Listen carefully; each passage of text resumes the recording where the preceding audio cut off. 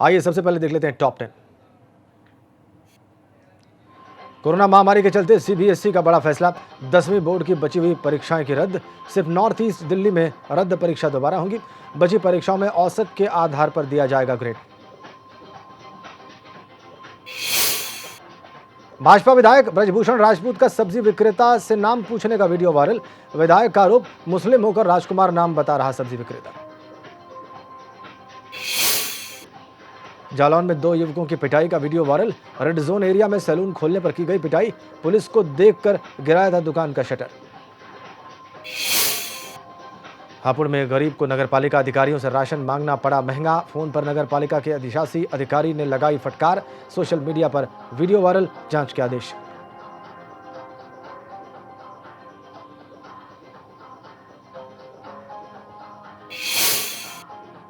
कानपुर में कोरोना पर बहुत बड़ी लापरवाही। जल्दबाजी में पॉजिटिव मरीज को किया गया डिस्चार्ज। बिना तीसरी रिपोर्ट के इंतजार में घर भेजा मरीज। खुल गए बाबा केदारनाथ धाम के कपाट। सुबह 6:10 पर खुले कपाट। कपाट खुलने पर पहली पूजा पीएम मोदी के नाम से की गई।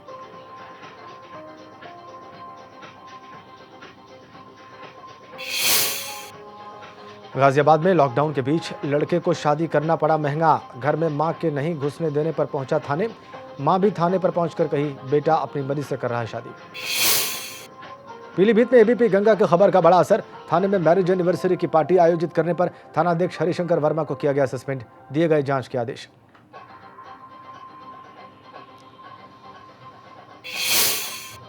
बलरामपुर में भी हुआ एबीपी गंगा की खबर का असर।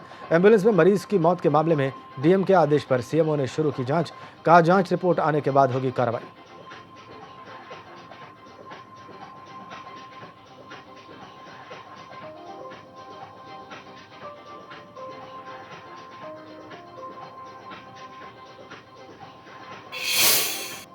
वाराणसी में कोरोना मरीज पर केस दर्ज। सैंपलिंग के बाद घर से बाहर निकला था मरीज। 24 अप्रैल को दवा कारोबारी की रिपोर्ट आई थी पॉजिटिव। टिकटॉक पर वीडियो बनाकर किया गया था वायरल।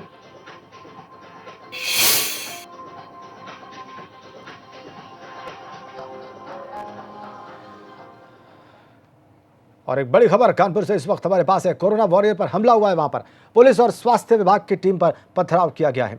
मरीज के परिवार को चिन्हित करने गई थी पुलिस और पथराव में कोई घायल नहीं हुआ है। ये खुशकिस्मती रही। बजरिया थाना इलाके का मामला है। तस्वीरें देखिए आप। मौके पर भारी पुलिस फोर्स तैनात। सबसे पहली तस्वीरें आप देख रहे हैं एबीपी गंगा पर कानपुर से आई। पुलिस और स्वास्थ्य विभाग की टीम पर पथराव किया गया है।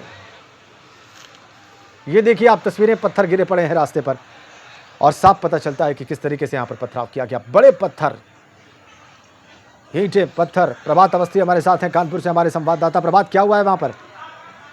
जी बिल्कुल, आपको बताना चाहूंगा कि जगह जगह से जो कोरोना वॉरियर्स पर हमले की खबर आ रही, तो कानपुर भी इसमें पीछे नहीं रहा है, क्योंकि कानपुर का जो बजरिया का क्षेत्र है, यहाँ पर जब पॉजिटिव है जो पेशेंट है उसके परिवार को चिन्हित करने और उनको लेने के लिए जब स्वास्थ्य विभाग की टीम पहुंचती है, तो हालांकि तुरंत तो वो लोग पथराव नहीं करते। जैसे स्वास्थ्य विभाग की टीम गली से बाहर निकलती है तो जो पीछे से काफी लोग आते हैं और पथराव करना शुरू कर देते हैं। हालांकि जो पुलिस के अधिकारी हैं उनका कहना है कि किसी तरह की कोई भी घायल नहीं हुआ है। जब पुलिस वहां पर मौके पर भारी मात्रा में पहुंच जाती है, उसके बाद खदेड़ कर उनको सबको अंदर करती है। वहीं जो मौके पर पहुंचे आला अधिकारी, उनका कहना है कि जो पथराव करने वाले लोग हैं उनको चिन्हित किया गया और सभी के खिलाफ सख्त से सख्त कार्रवाई की जाएगी। जो जिस तरह से लगातार कोरोना वॉरियर उनकी मदद कर रहे हैं, उनके परिवार की बचाना चाहते हैं, लेकिन ये जो लोग हैं जो साथ नहीं दे रहे हैं, उनके ऊपर अब छोड़ा नहीं जाएगा, उनके ऊपर कार्रवाई की जाएगी। तो साफ है कि जो तस्वीरें हैं वो बयां कर रही है कि लोग जो है वो मानने को तैयार नहीं है और एक के बाद एक जगह जगह से। प्रभात, ये कौन सा इलाका है, किस तरह की आबादी है यहाँ पर, आप ये बताइए दर्शकों को। जी बिल्कुल, आपको बताना चाहूंगा कि ये बजरिया थाना क्षेत्र का है और रेड जोन ये घोषित हो चुका है, जहां पर सबसे ज्यादा कोरोना के पेशेंट मिले हैं उसके आसपास का क्षेत्र है। और यहाँ पर जब ये स्वास्थ्यकर्मी है, क्योंकि एक पेशेंट पॉजिटिव आया था, उसके बाद एरिया में लोगों को चिन्हित करना और जांच करना और सबके लिए जाया जाता है। और जब वहां से जो लोग को चिन्हित किया जाता है उनको ले जाने की प्रक्रिया करने के लिए जो स्वास्थ्य विभाग की टीम पहुंची थी, तो लोगों का कहना है कि यहाँ से लेकर कहीं मत जाइए, जिसको लेकर थोड़ी सी बहस होती है, जिसके बाद वहां पर लोग आक्रोशित हो जाते हैं और इस तरह की घटना को अंजाम देते हैं। जी शुक्रिया आपका प्रभात।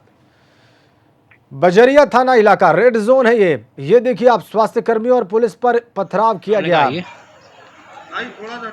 कोई घायल नहीं हुआ, शुक्र की बात यह है, लेकिन कानपुर में कोरोना वॉरियर पर हमला हुआ है। तस्वीरें एक्सक्लूसिव, सबसे पहली तस्वीरें देख रहे हैं आप। ये बजरिया थाना इलाका है कानपुर का। और अभी अभी प्रभात बता रहे थे कि कैसे यहाँ पर स्वास्थ्य कर्मियों पर और पुलिस की टीम पर हमला किया गया है। रेड जोन है ये इलाका, और जब ये कोरोना वॉरियर वहां पे पहुंचे तो इन पर किस तरीके से हमला किया गया ये देख लीजिए आप। एक्सक्लूसिव तस्वीरें आप देख रहे हैं एबीपी गंगा पर। पुलिस और स्वास्थ्य विभाग की टीम पर कानपुर के बजरिया थाना इलाके में पथराव। मरीज के परिवार को चिन्हित करने गई थी ये टीम, लेकिन राहत की बात यह कि इस पथराव में कोई घायल नहीं। बड़ी ये खबर कानपुर से, और ये तस्वीरें एक्सक्लूसिव।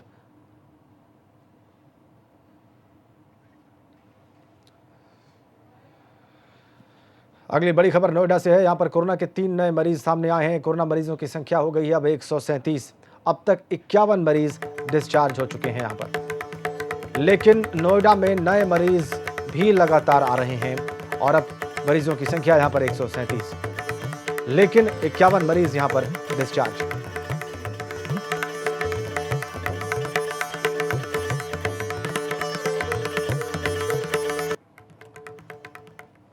इधर शामली में खूनी संघर्ष की वारदात सामने आई है। यहां पर मोबाइल फोन को लेकर 2 पक्षों में संघर्ष हो गया और इसमें एक पक्ष के व्यक्ति ने दूसरे पक्ष के युवक पर लाठी डंडों से हमला किया। घायलों को शामली के जिला चिकित्सालय में भर्ती कराया गया है।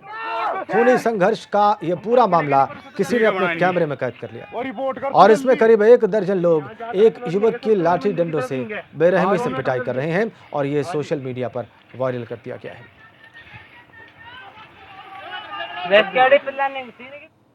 कहने देता हम कच्चा डाला तुमने दे वरना। अरे यार इनने सन्नी नहीं डालना हमने कच्चा भाग ले वहां इनने सन्नी नहीं डालना सेकंड हैंड चुप हो जाएगा तो वीडियो फिर मार का पड़ा कितना ही नहीं गई यार।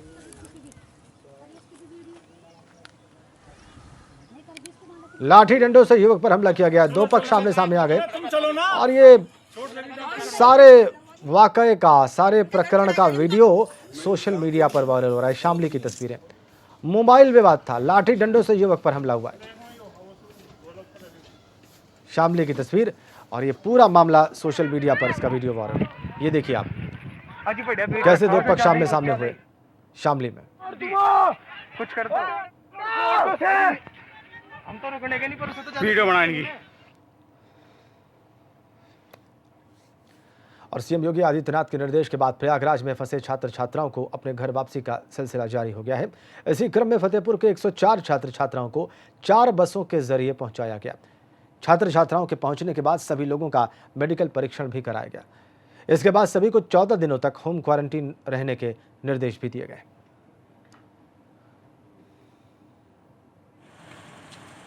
जिले के 104 छात्रों को पहुंचाया गया है फतेहपुर में। ये देखिए आप, इनको होम क्वारंटीन रहने के निर्देश दिए गए हैं। सीएम योगी के निर्देश के बाद छात्रों को घर भेजा जा रहा है, उसी प्रक्रिया का यह हिस्सा। फतेहपुर में 104 छात्र पहुंचे हैं, इनको होम क्वारंटीन रहने के निर्देश।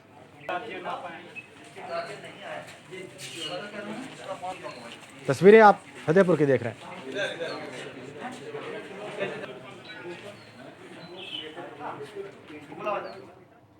और इधर श्रावस्ती के थाना सोनवा चेक पोस्ट पर मुंबई और राजस्थान से पैदल चलकर पहुंचे करीब 30 मजदूरों को रोक लिया गया। ये लोग मुंबई और राजस्थान में दिहाड़ी का काम करते थे। लॉकडाउन के बाद से काम बंद होने की वजह से इन्हें खाने की दिक्कतें होने लगी और इसीलिए सैकड़ों किलोमीटर का सफर तय करके ये सभी लोग बहराइच पहुंचे। फिलहाल प्रशासन ने सभी का स्वास्थ्य परीक्षण कराने के बाद इन्हें होम क्वारंटीन में रहने के निर्देश दिए।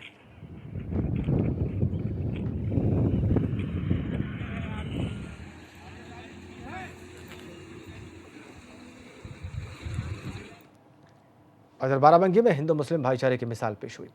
दोनों समाजों के लोगों के संयुक्त प्रयास से जनता किचन खोला गया। इसमें बड़ी संख्या में मुस्लिम भाई रमजान के महीने में रोजा रखकर गरीबों के लिए भोजन बनाने में जुटे, ताकि कोई गरीब इस लॉकडाउन में भूख से वंचित न रह पाए। नगर पंचायत बंकी के निवासी मोहम्मद उस्मान उर्फ मुन्ना और समाज सेवी अजीत झा के संयुक्त प्रयास से देश में लागू लॉकडाउन के बाद से भूखे लोगों के लिए खाना बनाया जा रहा है।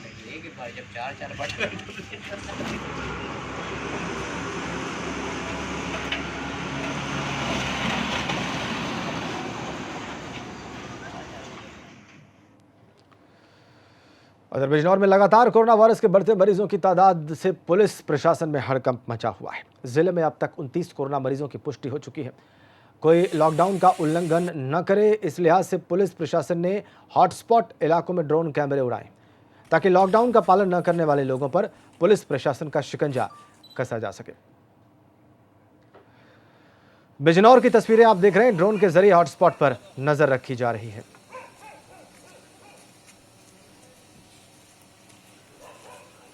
पुलिस प्रशासन चौकन्ना।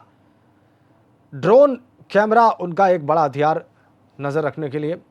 और देखिए ड्रोन के जरिए कैसे हॉटस्पॉट्स पर नजर रख रही है बिजनौर पुलिस।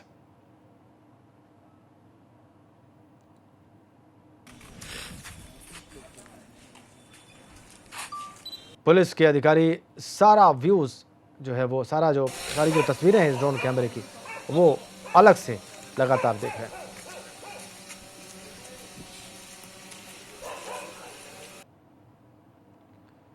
ये ड्रोन कैमरे की तस्वीर आप देख रहे हैं बिजनौर की। कोरोना के बढ़ते मामलों से हड़कंप मचा हुआ है।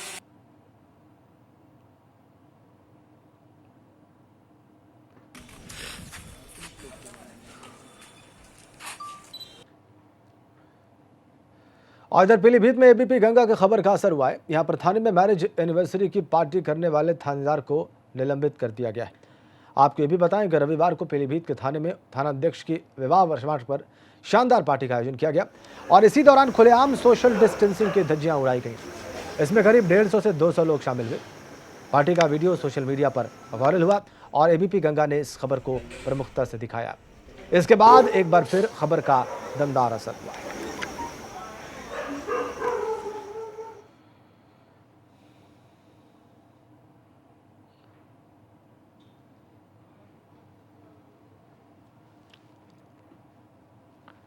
ये देखिए आप एबीपी गंगा की खबर का असर। लॉकडाउन में पार्टी जो की गई थी उस पर शादी की सालगिरह पर थाने में पार्टी की गई थी, उसी पर ये एक्शन लिया गया है। थानेदार पर गाज गिरी है, हमने खबर आपको दिखाई थी, एक्शन लिया गया है।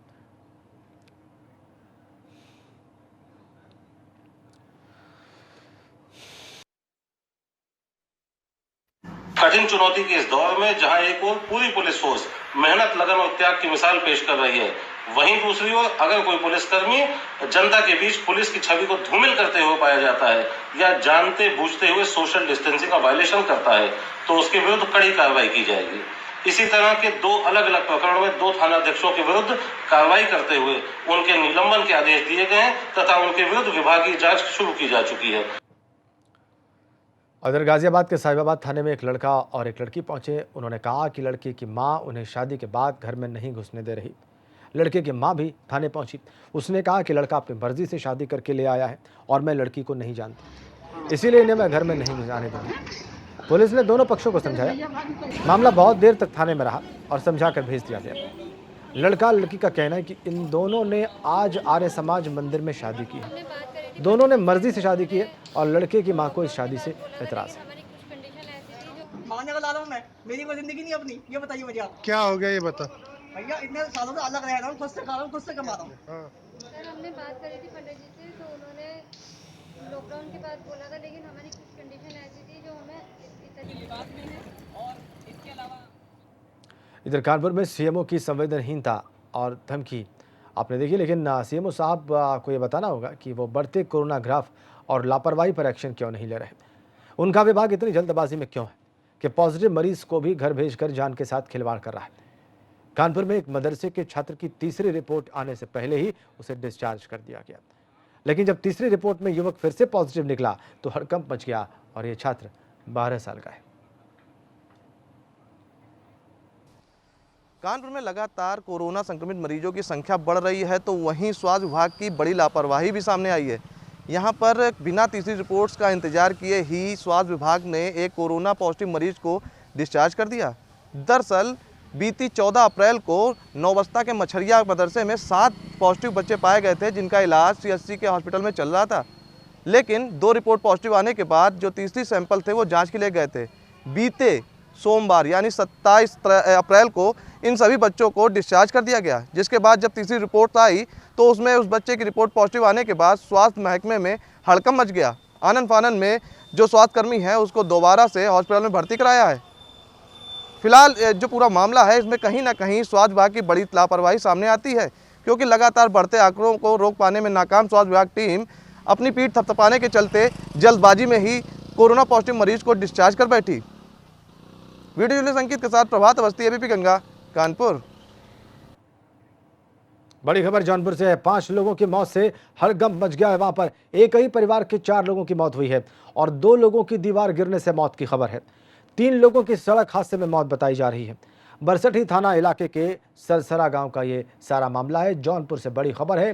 5 लोगों की मौत की खबर, इनमें से 4 एक ही परिवार के बताए जा रहे हैं। हड़कंप मचा हुआ है इन मौतों की वजह से। जौनपुर से खबर, बड़ा अपडेट।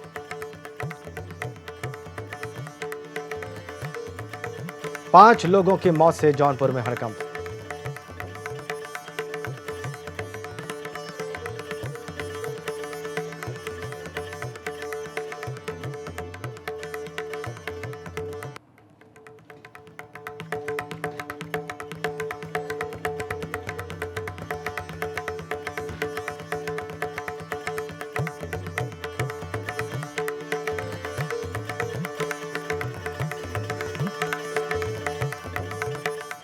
और जब एबीपी गंगा ने लापरवाही को लेकर सीएमओ अशोक शुक्ला से पूछा तो वो कहने लगे कि जांच की जाएगी कि गलती कहां हुई है।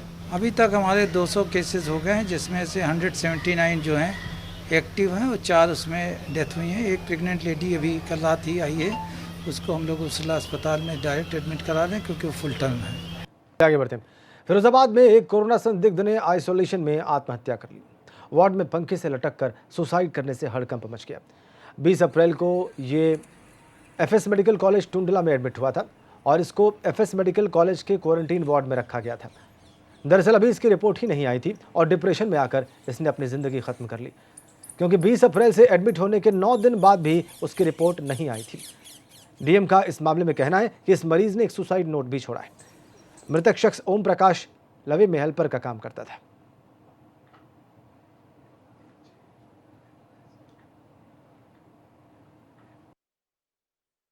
एक आदमी ओम प्रकाश नाम था इसका, जो हमारे एक पॉजिटिव कांटेक्ट वारस हॉस्पिटल का था महिपाल, उसके कांटेक्ट में आके और जितने भी लोग पॉजिटिव थे ये उसके कांटेक्ट में था। तो हमने इसको एफएच मेडिकल कॉलेज के क्वारंटाइन एक रूम था उसमें रखा हुआ था। कल रात इसने सुसाइड कर लिया। इसका एक सुसाइड नोट भी प्राप्त हुआ है, उसमें कुछ स्पेसिफिक नहीं लिखा है और अन्य कारणों की हम लोग उसमें जाँच कर रहे हैं। वाराणसी में तमाम प्रशासनिक प्रयासों के बावजूद भी कोरोना का संक्रमण रुकता नजर नहीं आ रहा और ऐसे में वाराणसी के जिलाधिकारी ने नगर निगम क्षेत्र में लॉकडाउन को और सख्त करने के आदेश दिए। आज नगर निगम क्षेत्र की कोई भी दुकान नहीं खुलेगी, सिर्फ और सिर्फ मददगार ही निकलेंगे और उनके ही पास लागू होंगे। बाकी सारे पास निरस्त किए जा चुके हैं और सब्जी मंडी सहित दवा की दुकान को भी बंद करने का निर्देश है।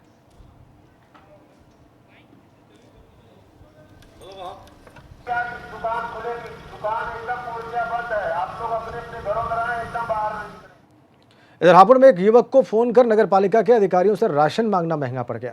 राशन मांगने पर नगरपालिका के अधिशासी अधिकारी ने युवक को फोन पर ही फटकार लगा दी। युवक और अधिशासी अधिकारी की कॉल का ऑडियो वायरल हो रहा है। इसके बाद एडीएम ने इस मामले में जांच के आदेश दिए और नगरपालिका हापुड़ के अधिशासी अधिकारी जेके आनंद से इस मामले में स्पष्टीकरण मांगा है। अधिकारी को फ़ोन करा था मैंने, पहले तहसील में फ़ोन करा था कहीं से नंबर लेके। एक हमारे जानकार हैं, उनको बड़ी आवश्यकता थी, वो 4-5 दिन से भूखे थे, खाना नहीं मिल रहा था उनको। तो उन्होंने मेरे को बताया था, तो मैंने कहा कि मैं नगरपालिका से व्यवस्था कराता हूँ। तो नगरपालिका में मैंने फ़ोन करा था, जो नंबर मिला था मेरे को उस पर। तो वहाँ पे जिसने भी अधिकारी ने फ़ोन उठाया तो उन्होंने बड़ी ही बदतमीजी से बोला। संडे को मैंने फ़ोन करा था तो उन्होंने कहा आप संडे वनडे कुछ नहीं देखते, कभी भी फ़ोन कर देते हैं, और बड़ी ही अभद्र भाषा यूज़ करी थी उन्होंने। तो उसके बाद उन्होंने फ़ोन काट दिया था। कौन से अधिकारी थे वो? अधिकारी नगरपालिका के अधिकारी थे। मेरे को जैसे बाद में पता चला तो वो ईओ नगरपालिका थे। टिहरी में रोडवेज बस चालकों ने आरोप लगाया है कि उन्हें लॉकडाउन के दौरान बिस्किट और नमकीन खाकर गुजारा करना पड़ रहा है।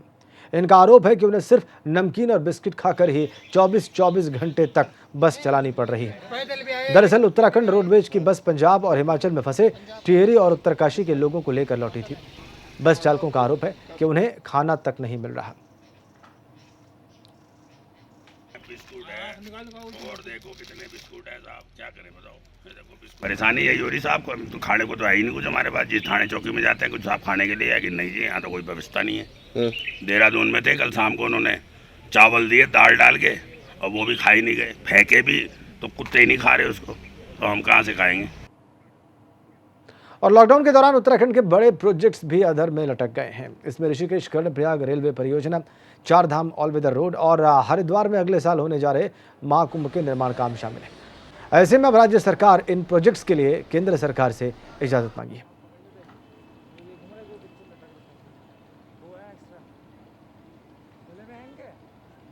बहुत सारे सुझाव आए हैं। ये था कि जो जितने कार्य हैं जो केंद्रीय संस्थाओं के हैं और स्टेट पीडब्ल्यूडी के हैं, उनको प्रारंभ करने में जो दिक्कत आ रही है वो उससे उन्हें माननीय मंत्री जी को अवगत कराया गया है। तो हमारी दिक्कत जो है 2-3 हैं। एक तो जो स्किल्ड मैन पावर है जो बाहर चली गई है, जैसे विभिन्न मशीनों के ऑपरेटर हैं, तो उनको किस तरह से राज्य में लाने की व्यवस्था की जाए, इस पर उनके निर्देश मांगे। दूसरा, जो कंस्ट्रक्शन मटेरियल बाहर से आते हैं उनको लाने की इजाज़त उनसे मांगी है। और तीसरी चीज़ उनसे ये कहा है कि जो हमारे मक डंपिंग जोन्स हैं उसके संबंध में वन पर्यावरण मंत्रालय की स्वीकृति दी जाए। उधर खटीमा में महिलाओं ने राशन की मांग को लेकर हंगामा किया। इस्लाम नगर वार्ड नंबर 2 और 3 की महिलाएं तहसील पहुंची और हंगामा शुरू कर दिया। बाद में अधिकारियों के समझाने पर यह महिलाएं शांत हुई। पूर्ति निरीक्षक ने महिलाओं को राशन मुहैया कराने के निर्देश दिए।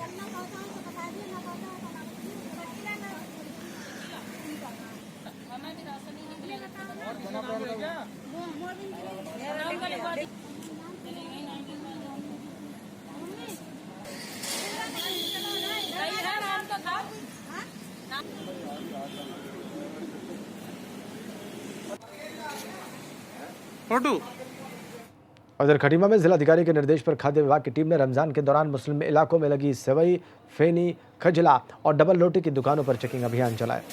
दुकानदारों से बासी और एक्सपायर्ड डेट का माल नहीं बेचने और दुकान में साफ सफाई रखने की हिदायत दी गई। साथ साथ दुकान पर बासी मिठाई मिलने पर मिठाइयों को नष्ट भी कराया गया।